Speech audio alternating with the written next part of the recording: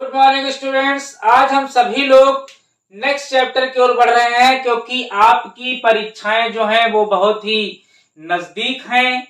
तो आइए एक नए चैप्टर धर्म सुधार आंदोलन की ओर हम लोग बढ़ेंगे। तो आपका नया चैप्टर है, नया टॉपिक है धर्म सुधार आंदोलन। तो आइए आज हम लोग इस पर जानेंगे कि ये धर्म सुधार आंदोलन क्या है। इस पर हम लोग आज विस्तृत चर्चा करेंगे। धर्म सुधार आंदोलन क्या है? सबसे पहले आप सभी का हार्दिक स्वागत और अभिनंदन। मौर्य हिस्ट्री क्लासेस के अंतर्गत आप सभी लोग पढ़ रहे हैं हमारा चैनल। उम्मीद है कि हमारे द्वारा की गई मेहनत आप लोगों के काम आए।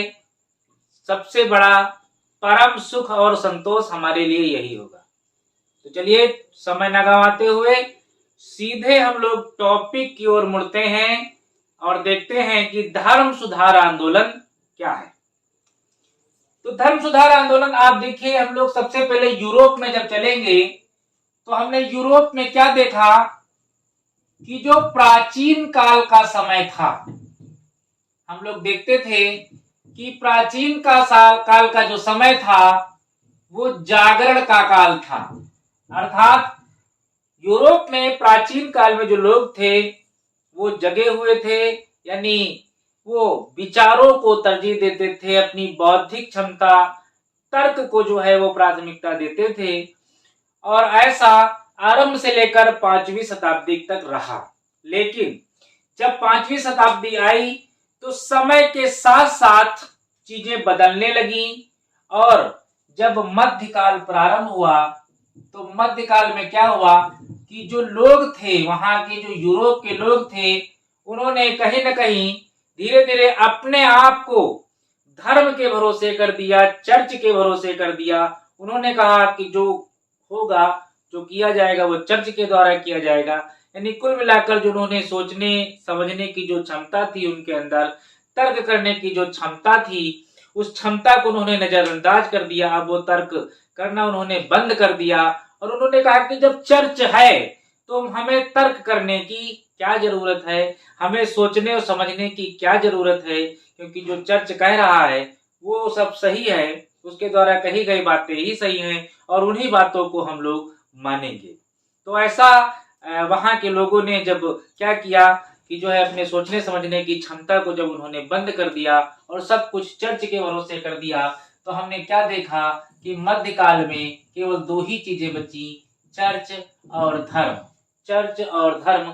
कुल मिलाकर मैंने देखा कि उस समय यूरोप में क्या हो रहा था मध्यकाल में कि जो राजा थे वो निर्बल हो चुके थे और उन्होंने जो राज्य की जो भूमि थी वो अपने किसी विश्वसनीय सरदार, सेनापति, अधिकारी या अपने किसी रिश्तेदार को दे देते थे, जिससे क्या हुआ कि वो लोग आगे चल करके सामंतवाद के रूप में जो है आगे आए।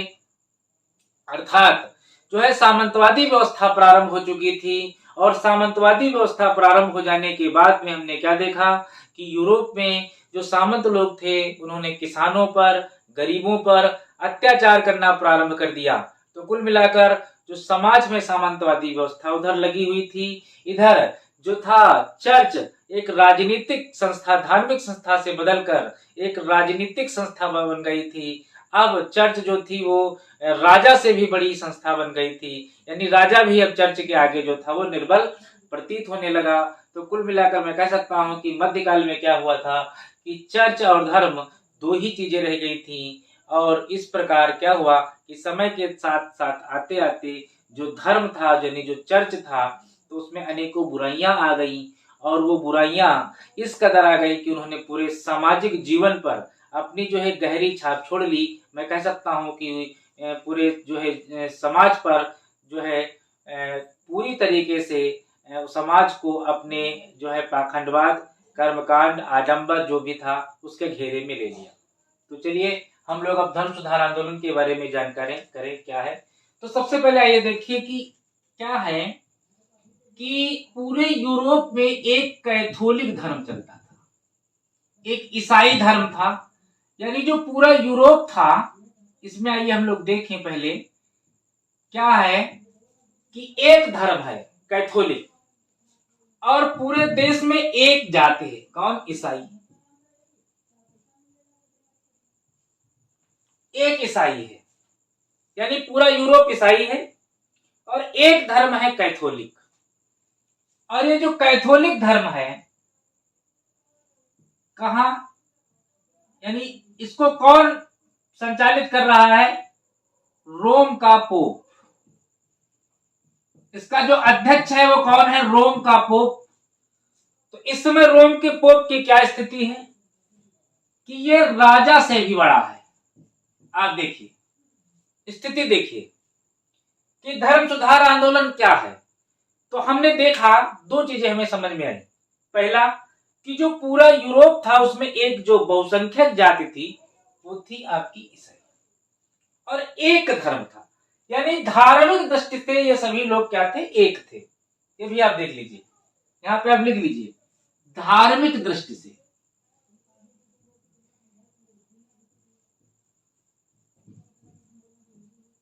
धार्मिक दृष्टि से ये एक थे, समझिएगा मेरे, यानी पूरा यूरोप में एक जाति थी ईसाई, और ये धार्मिक दृष्टि से एक थे, मतलब एक धर्म था कैथोलिक, और उसका अध्यक्ष जो था वो रोम का पोप था। और जो रोम का पोप था इसकी जो शक्ति थी वो कहीं ना कहीं राजा से भी ज्यादा थी, क्योंकि हमने बताया कि इसके पास एक, रोम के जो पोप होते थे इनके पास एक अधिकार होता था जिसको एक्स कम्युनिकेशन कहते थे। तो उस अधिकार के अंतर्गत ये किसी भी देश के राजा को उसके पद से पदच्युत कर सकते थे। दूसरी बात ये थी कि जो पोप थे, अब जो चर्च में जो परंपरागत शिक्षाएं बनी हुई थी उन्हीं शिक्षाओं का ये पालन कराते थे। परंपरागत शिक्षा का पालन करने के लिए जो है ईसाइयों से कहते थे, वे शिक्षाएं जो उन्होंने खुद बना रखी थी, तो वो शिक्षाओं का पालन करने के लिए कहते थे। और जो जनता थी वो वहां की ईसाई जनता वो पोप के द्वारा कही गई परंपरागत शिक्षाओं का पालन करती थी। लेकिन समय के साथ में क्या हुआ? समय के साथ में क्या हुआ कि जो कैथोलिक धर्म था, समझिएगा, जो कैथोलिक धर्म चल रहा था, इस धर्म के चलने पर वहां पर कुछ ऐसे पढ़े लिखे लोग आ गए, जैसे जॉन वाइक्लिफ, उसने बाइबिल का अनुवाद अंग्रेजी में किया। जॉन हुस, जिसने वाइक्लिफ के सिद्धांतों को आगे बढ़ाया। मार्टिन लूथर, जिसने बाइबिल का जर्मन भाषा में अनुवाद किया, मातृभाषा में अनुवाद किया। तो ये लोग जब आए तो इन्होंने देखा कि जो वहां पर कैथोलिक धर्म है उसमें बुराइयां हैं, आडंबर, कर्मकांड जैसी चीजें हैं, और ये परंपरागत शिक्षा जो ये लोग चला रहे हैं, कुल मिलाकर ये जो जनता का शोषण कर रहे हैं, इनके खिलाफ इन लोगों ने आवाजें उठाई। और फिर एक समय ऐसा आया कि इसी कैथोलिक धर्म में क्या हो गया? विखंडन प्रारंभ हो गया, समझिएगा। और विखंडन होने के बाद एक नया धर्म निकल करके आया जिसको प्रोटेस्टेंट धर्म कहा जाता है। ठीक है, तो एक प्रोटेस्टेंट धर्म, नया धर्म निकल करके आया। तो मैं कह सकता हूं कि कैथोलिक धर्म से लेकर प्रोटेस्टेंट धर्म तक, ठीक है, कैथोलिक धर्म से लेकर जो एक विखंडन की प्रक्रिया प्रारंभ हुई और वो जा करके एक नए धर्म यानी प्रोटेस्टेंट धर्म के रूप में सामने आई, इसी को धर्म सुधार आंदोलन कहा जाता है। ये मैंने एक बहुत ही सरल शब्दों में आपके सामने जो है परिभाषा प्रस्तुत की कि जो कैथोलिक धर्म था उस धर्म, यानी धर्म, जो प्रोटेस्टेंट धर्म है ये भी ईसाई धर्म है, जो कैथोलिक धर्म है ये भी ईसाई धर्म है, लेकिन जो प्रोटेस्टेंट धर्म है ये ईसाई धर्म का सुधरा हुआ रूप है। यानी ईसाई धर्म की जो अच्छाइयां थी उन अच्छाइयों के साथ ये धर्म बनाया गया। बाकी कैथोलिक धर्म में जो बातें बताई जाती थी वो कहीं बाइबिल वगैरह में नहीं लिखी हुई थी, वो पोप के द्वारा मनगढ़ंत कहानियां थी जिससे जनता का शोषण हो सके। तो कुल मिलाकर मैं कह सकता हूं कि दोनों धर्म ईसाई थे, लेकिन एक जो कैथोलिक धर्म चला रहा था, जो उसकी परंपरागत शिक्षाएं चली आ रही थी, तो लोगों ने उन परंपरागत शिक्षाओं को जो है मानना छोड़ दिया और उन्होंने सिर्फ उन्हीं बातों को माना जो बाइबिल में लिखी हुई थी, उनके धर्म ग्रंथों में लिखी हुई थी। यानी उन्होंने अब पोप के द्वारा कही गई बातों को मानने से इनकार कर दिया, क्योंकि उनमें बौद्धिक जागरूकता आ गई थी और उन्होंने एक नया धर्म बना लिया जिसको प्रोटेस्टेंट धर्म कहा गया। इसी को जो है धर्म सुधार आंदोलन के नाम से जाना जाता है। यानी मैं कह सकता हूं कि कैथोलिक धर्म से लेकर के प्रोटेस्टेंट धर्म तक एक जो सफर तय किया वहां के लोगों ने, यानी जो कैथोलिक धर्म को छोड़कर उन्होंने प्रोटेस्टेंट धर्म अपनाया और एक जो सफर तय किया, एक जो रास्ता तय किया, इसी को धर्म सुधार आंदोलन के नाम से जाना जाता है। नाम ही है धर्म सुधार, मतलब एक सुधरा हुआ धर्म। तो एक बार फिर से हम लोग समझेंगे कम शब्दों में कि पूरे यूरोप में क्या है, एक कैथोलिक धर्म है और पूरा यूरोप क्या है, एक समूची जाति में जो है संगठित है ईसाई के रूप में। ठीक है, ये जो कैथोलिक धर्म है एक ही धर्म है, दूसरा कोई धर्म नहीं, यानी धार्मिक दृष्टि से ये एक है और उसका जो अध्यक्ष है वो रोम का पोप है और उसकी शक्ति इतनी ज्यादा है कि वो राजा से भी ज्यादा पावरफुल है। और ये जो कैथोलिक धर्म है ये क्या है, ये जो अपनी परंपरागत शिक्षाओं का पालन करता है।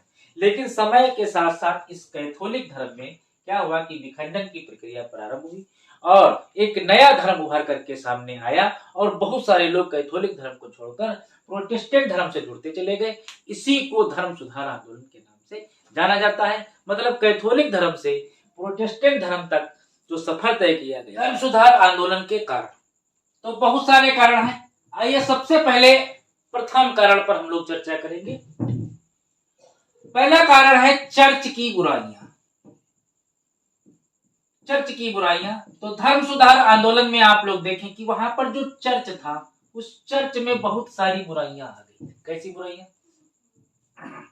जैसे अंधविश्वास, चर्च में अंधविश्वास जैसी चीजें थी, यानी उन बातों को भी बताया जाता था जो कहीं न लिखी हुई थी न कहीं उनका कोई प्रयोग था। मनगढ़ंत कहानी चीजें जनता को भरमाया जाता था, यानी उनको ऐसी चीजों पर ऐसी चीजें बताई जाती थी जिन पर उनको जो था विश्वास करना होता था। तो अंधविश्वास जैसी चीजें थी। आडंबर था, धर्म में आडंबर आ चुका था, चर्च में आडंबर बहुत ज्यादा फैला था। कुरीतियां व्याप्त हो गई थी, तो ये सब चीजें हमने देखा कि उस समय जो चर्च था, ठीक है, उसमें कर्मकांड को बहुत महत्व दिया जाने लगा। तो देखिए क्या हुआ कि जो चर्च था उसमें उस समय उसमें अंधविश्वास, आडंबर, कुरीतियां और कर्मकांड जैसी चीजें आ गई थी, जो जनता थी जिससे धीरे धीरे इन आडंबरों और कर्मकांडों से ऊब चुकी थी। कहीं ना कहीं वो छटपटा रही थी इससे छूटने के लिए, लेकिन शायद कोई रास्ता नजर नहीं आ रहा था और वो इन आडंबरों और कर्मकांडों के प्रति जो थी वो एकदम दबी हुई थी। लेकिन कहीं ना कहीं उसके मन में जरूर था कि इनसे कैसे बचा जाए और कैसे निकला जाए, लेकिन कोई रास्ता उस समय नहीं दिखाई दे रहा था। फिर भी जो जनता थी कहीं ना कहीं त्रस्त थी। आगे देखते हैं कि उस समय क्या होता था, जो पोप लोग होते थे ये संस्कार कराते थे। तो देखिए संस्कार प्रथा उस समय चल रही थी। संस्कार प्रथा क्या थी? संस्कार प्रथा 3 प्रकार की थी। तीनों संस्कारों का मैं नाम बताऊंगा। पहला है नामकरण संस्कार।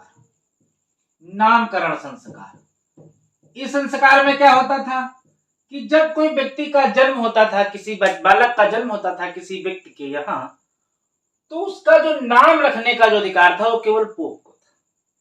यानी जो पोप होगा वही नाम रखेगा, नामकरण करेगा। इससे क्या फायदा होगा? पोप क्यों नाम रखेगा? क्योंकि जब वो नामकरण करेगा तो कहीं ना कहीं उसे धन की प्राप्ति होगी, क्योंकि जो पोप थे उस समय विलासी हो चुके थे, अंधविश्वासी तो थे ही, विलासी जीवन जी रहे थे, भ्रष्ट जीवन जी रहे थे और कहीं ना कहीं धन प्राप्त करने की जो एक तीव्र लालसा थी इन लोगों के अंदर कि किस तरीके से एनी हाउ धन प्राप्त किया जाए, धन और सिर्फ धन। तो ये नामकरण संस्कार कराते थे जिससे इनको धन प्राप्त होता था। दूसरा था पाप स्वीकार संस्कार।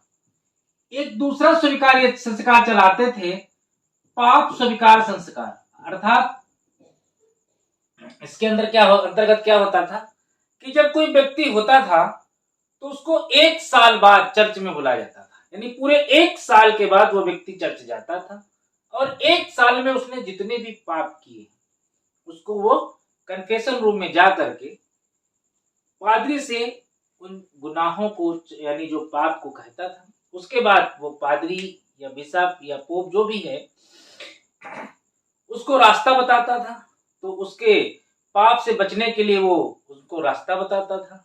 और ऐसी कंडीशन में जो पैसे वाले लोग थे, कहीं ना कहीं उनसे वो पैसा लेकर के उन रास्तों से बचने का उपाय बताता था। तो कुल मिलाकर कहने का मतलब कि ये एक ऐसा संस्कार था जिसके माध्यम से जो लोग पादरी द्वारा बताए गए मार्ग को नहीं अपनाना चाहते थे, यानी उनका प्रयोग नहीं करना चाहते थे, जैसे पादरी ने कह दिया कि तुम्हें 10 दिन तक उपवास रखना है, तुम्हें 10 दिन तक पैदल चलना है, तुम्हें 10 दिन तक लेटे रहना है, तो इस तरीके की जो सजा सुनाते थे, अगर कोई व्यक्ति इन सजाओं से बचना चाहता था तो क्या करता था, पादरी को पैसे दे देता था।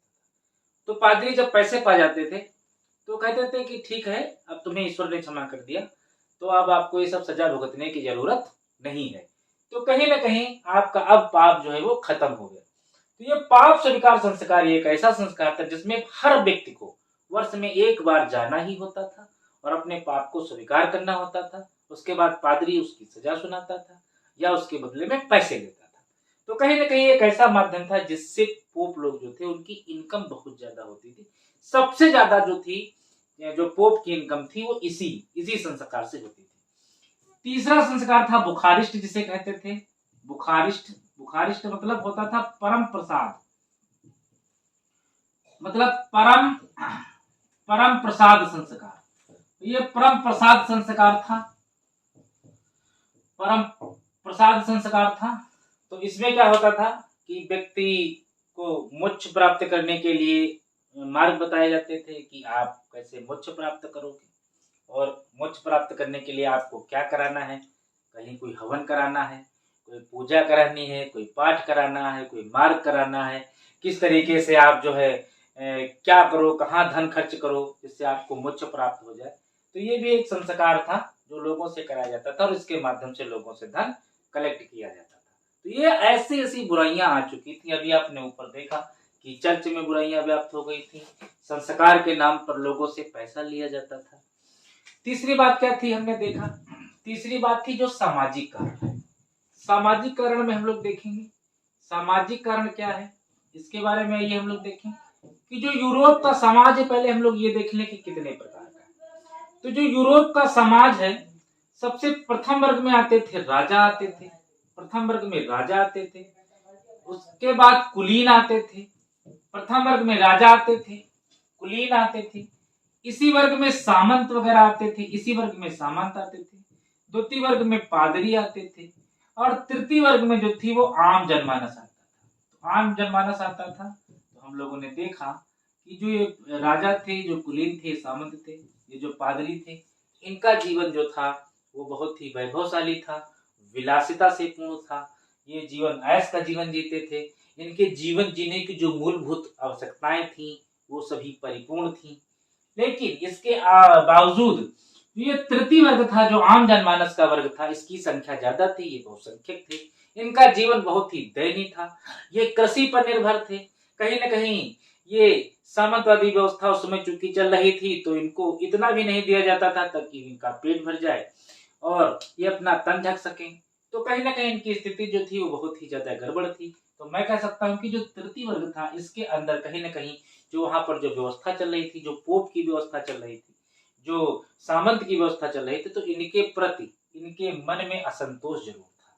तो कहीं ना कहीं ये जो असंतोष है वो आगे चलकर धर्म सुधार आंदोलन का कारण बनेगा। चौथा कारण क्या हमने देखा कि राजनैतिक कारण। राजनैतिक कारण क्या है, फिर मैं चलता हूं उसी एक स्ट्रक्चर की ओर। देखिए हमने स्ट्रक्चर बनाया। इस राजनैतिक कारण में हमने क्या देखा कि जो प्रथम वर्ग में क्या होता था कि राजा होता था और ये पोप होता था। पोप भी प्रथम वर्ग के अंतर्गत आता था। तो हमने देखा, राजा को छोड़ दीजिए, पोप देखिए प्रथम वर्ग में आता था। इसके बाद में जो द्वितीय वर्ग था, द्वितीय वर्ग में पादरी और सामंत आते थे। नहीं, प्रथम वर्ग में आपके सामंत आते थे, सामंत आते थे। तो पोप जो है वो आपका रोम में बैठा हुआ है। द्वितीय वर्ग में आते थे पादरी, द्वितीय वर्ग में पादरी आते थे। और तृतीय वर्ग में हमने बताया ना कि जो है जनमानस आता था, जो आम जनता थी वो आती थी। तो क्या हुआ कि ये जो सामंत थे, जब सामंतवादी व्यवस्था अपने चरम पर पहुंची तो इन सामंतों ने क्या किया, पादरियों के साथ जो है सांठगांठ कर ली। दोनों आपस में मिल गए और मिलने के बाद इन लोगों ने क्या किया कि वहां की जो जनता थी उसको कायदे से लूटना प्रारंभ किया उनके माइंड को बिल्कुल जो है डाइवर्ट करना प्रारंभ कर दिया। और जो ये सामंत थे ये उनसे बेगार कराते थे अपने खेतों पर, कुल मिलाकर उनको धन नहीं देते थे। और थोड़ा बहुत जो धन मिलता भी था वो पादरी जो है धार्मिक कर्मकांड, आडंबर, कुरीतियां आदि का डर दिखा करके इनसे धन ले लेते थे। तो कुल मिलाकर इन दोनों लोगों ने सांठगांठ कर ली थी। ना ये इनके ऊपर ब्लेम लगाते थे, ना ये उनके ऊपर ब्लेम लगाते थे, दोनों की मिली भगत थी।